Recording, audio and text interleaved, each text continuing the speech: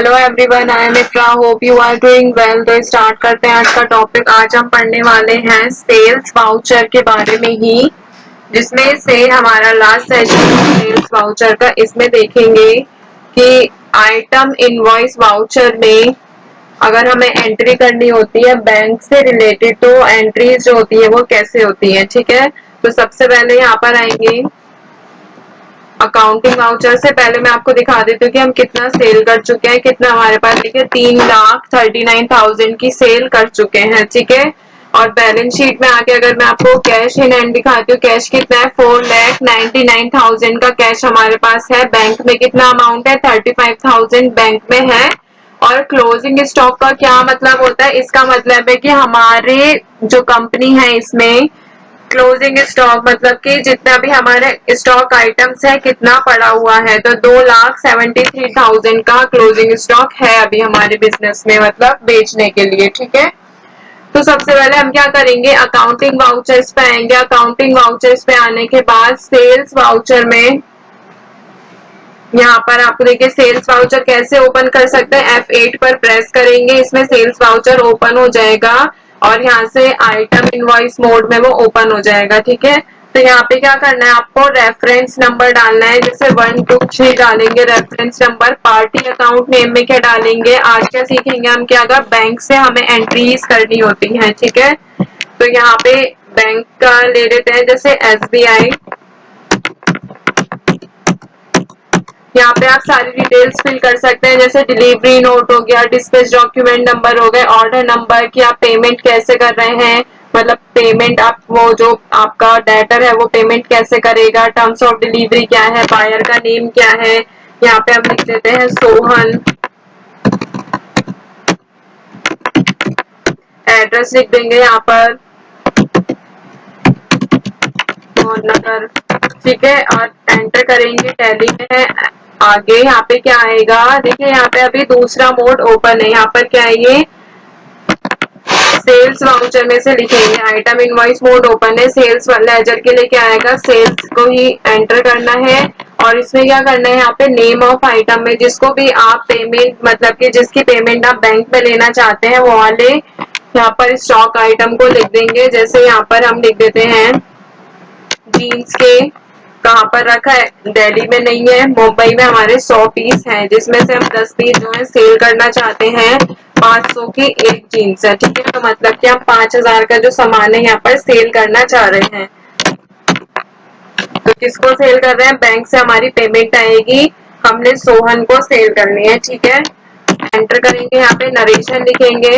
देखिए बैंक से पेमेंट कर रहे हैं इसीलिए क्या है, यहाँ पर चेक है, यहाँ पे अमाउंट लिखा है, इंस्ट्रूमेंट नंबर लिख देते हैं, यहाँ पर डेट आ जाएगी, बैंक का नेम यहाँ पे स्पेसिफाई कर देंगे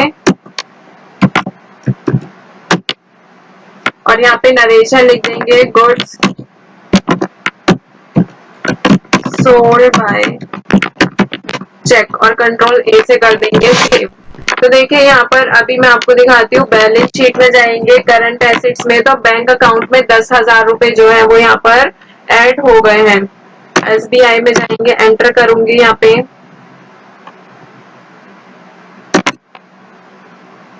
अच्छा 5,000 के हमने 500 का एक पीस है तो 5,000 रुपए ऐड हो गए। ठीक है, पहले कितना था, यहाँ पे एंटर करूंगी SBI में 10,000 रुपए अमाउंट था, कितना आ गया है 15,000 हो गया है। ठीक है, एक और एंट्री करके देख लेते हैं। अकाउंटिंग वाउचर्स में जाएंगे, रेफरेंस नंबर लिखना होता है यहाँ पे, पार्टी अकाउंट नेम में क्या लगेंगे, जिस भी थ्रू आप यहाँ पर पेमेंट या फिर कर रहे हैं या फिर पेमेंट आप ले रहे हैं, तो यहाँ पे एंटर करेंगे, पार्टी अकाउंट नेम में बैंक लिख देंगे। अब की बार कर लेते हैं एक्सिस बैंक, और यहाँ पे कंट्रोल A से करेंगे सेव। सेल्स लेजर में क्या लिखेंगे, सेल्स, और स्टॉक आइटम में आपको जिस भी आप मतलब सामान जो भी आप गुड्स बेचना चाहते हैं बैंक में आप उसकी पेमेंट कराएंगे, तो उस आइटम का नेम यहाँ पर लिख देंगे। जैसे आपकी बात देखिए, हम स्टॉक आइटम हमारे पास इतना सामान बचा हुआ है, जिसमें से हम सोनी टीवी बेच देते हैं। कौन से गोडाउन में, दिल्ली के गोडाउन में है, मुंबई में नहीं है, तो दिल्ली पर एंटर करेंगे। 5 पीस बेच रहे हैं 50,000 के अकॉर्डिंग, इट मीन्स 2.5 लाख का सामान जो है हम यहाँ पे बेच रहे हैं। और एक और बात मैं आपको बता देती हूँ, अगर आपको हैंड टू हैंड यहाँ पे आइटम क्रिएट करना है तो Alt C पर एंटर करेंगे, यहाँ से आप एक और स्टॉक आइटम क्रिएट कर सकते हैं। जैसे अभी हम कर लेते हैं यहाँ पर मोबाइल्स, मोबाइल नेम लिख देते हैं यहाँ पे सैमसंग मोबाइल। इलेक्ट्रॉनिक्स में रख लेते हैं। अब देखिए यहाँ पर क्या है, कैटेगरी अभी हमने बनाई नहीं है, और सी से करके क्या होगा, यहाँ पे कैटेगरी बना सकते हैं मोबाइल्स की, कंट्रोल ए से करेंगे यहाँ पे पीसीज में, और ये भी कंट्रोल ए से हो जाएगा सेव। गोडाउन में क्या रखेंगे यहाँ पर, कि कौन से गोडाउन में हमें बेचना है, दिल्ली में क्वांटिटी 5 रख लेंगे। यहाँ पे देखिए अभी नेगेटिव स्टॉक क्यों दिखा रहा है, क्योंकि हमारे बिजनेस में अभी है नहीं, मैं सिर्फ आपको बना के दिखा रही हूँ, ठीक है। अगर आपने पहले बेचने के लिए आपको पहले अपने बिजनेस में कहीं से तो परचेज करना होगा ना, तो परचेज हमने किया नहीं, हम डायरेक्ट सेल कर रहे हैं, इसीलिए यहाँ पे क्या हो रहा है, नेगेटिव स्टॉक दिखा रहा है। अगर आपको नेगेटिव यहाँ पे नहीं दिखाना तो आपको पहले उसको परचेज करना पड़ेगा, यहाँ से एंटर कर देंगे, रेट यहाँ पे लिख देंगे आप 50,000 के अकॉर्डिंग 2.5 लाख। तो यहाँ पे टोटल सामान हम कितना बेच रहे हैं, 5,000 का सामान जो है यहाँ पर हम 5 लाख का, ठीक है। एंटर कर देंगे, यहाँ पे लिख देंगे इंस्ट्रूमेंट नंबर, बैंक का नेम स्पेसिफाई कर देंगे यहाँ पे एक्सिस बैंक, और यहाँ पे नरेशन लिख देंगे, जो भी आपको लिखने के, गुड्स सोल्ड कर दिए गए, पेमेंट कैसे हुई है, चेक से, ठीक है। और यहाँ पे अगर मैं आपको बैलेंस शीट में आगे करंट एसेट्स में आएंगे, बैंक अकाउंट्स में देखिए यहाँ पे एक्सिस बैंक में पहले कितना अमाउंट था, 5 लाख, और ऐड हो गया है, पहले यहाँ पर मैं आपको दिखा देती हूँ, 25,000 था, अब कितना 5 लाख ऐड होके कितना हो गया, 5,25,000 यहाँ पे अमाउंट जो है आपको शो हो रहा है, ठीक है। तो बाहर जाएंगे यहाँ से। अब देखिए आपने बैंक से पेमेंट भी कर लिया, अगर आपको हैंड टू हैंड क्रिएट करना होगा तो भी कर लिया है। अब यहाँ पे अगर हैंड टू हैंड हमें क्या क्रिएट करना होगा, एट द मोमेंट हमें बैंक कोई न्यू क्रिएट करना होगा, वो बैंक का लेजर हमने बना ही नहीं रखा, तो कैसे करेंगे, तो यहाँ पे पहले रेफरेंस नंबर डाल देंगे, पार्टी अकाउंट नेम, बैंक से पेमेंट आ रही है हमारे पास तो और सी से करेंगे, यहाँ पे बैंक बना लेंगे आईसीआईसीआई बैंक, बैंक अकाउंट्स में इसको रखेंगे, नीचे लाते हैं, एंटर कर देंगे। अब यहाँ पे क्या है, अकाउंट नंबर लिखना है आपको, तो यहाँ पे अकाउंट नंबर लिख देते हैं, आईएफएससी कोड लिखना है, 4 अल्फाबेट होते हैं, फिर 0, फिर 6 नंबर्स होते हैं, ठीक है। यहाँ पे क्या है कि जो ब्रांच है ये कहाँ पर है, देखिए बैंक नेम में नॉट एप्लीकेबल क्यों आ रहा है, क्योंकि अभी ये क्या है, एजुकेशनल मोड है, ठीक है।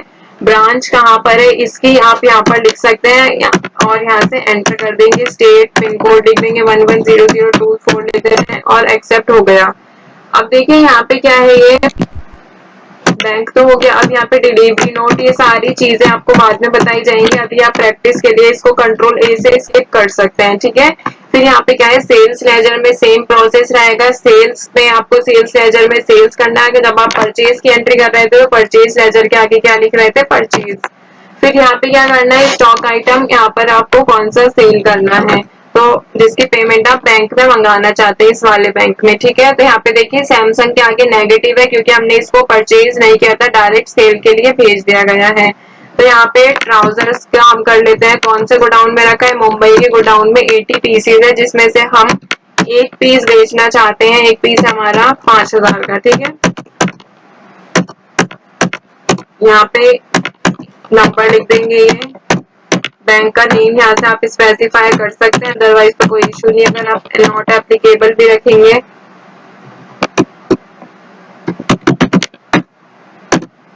और यहाँ पे नरेशन में लिख देंगे गुड्स सोल्ड बाय चेक, और कंट्रोल ए से कर देंगे सेव। अब देखिए यहाँ पे बैंक अकाउंट्स में क्या है, एक और बैंक जो है ऐड हो गया होगा, करंट एसेट्स में आते हैं, यहाँ पर बैंक अकाउंट्स में जाएंगे, बैंक अकाउंट्स में देखिए आईसीआई बैंक में 5,000 का अमाउंट आपको शो हो रहा है, जो कि पहले यहाँ पे आईसीआई बैंक जो था वो था नहीं, ठीक है। तो आज हमने क्या देखा यहाँ पर, कि जब भी हमें कोई एंट्रीज करनी होती है बैंक से रिलेटेड सेल्स में, अगर आपको यही वाली एंट्रीज देखिए, हमने यहाँ पे आइटम इनवॉइस में देखा है, अगर आपको क्या करना होगा, यहाँ पे वाउचर मोड में करना होगा, तो आप रेफरेंस के आगे यहाँ पर जिस भी मोड में आपको अगर बैंक से करनी है, जिस भी बैंक से आपकी पेमेंट आ रही है, आप वो यहाँ पर सिलेक्ट करके एंट्री कर देंगे। और बात आती है अकाउंटिंग इनवॉइस की, तो यहाँ से आप ऑल्ट आई से अकाउंटिंग इनवॉइस को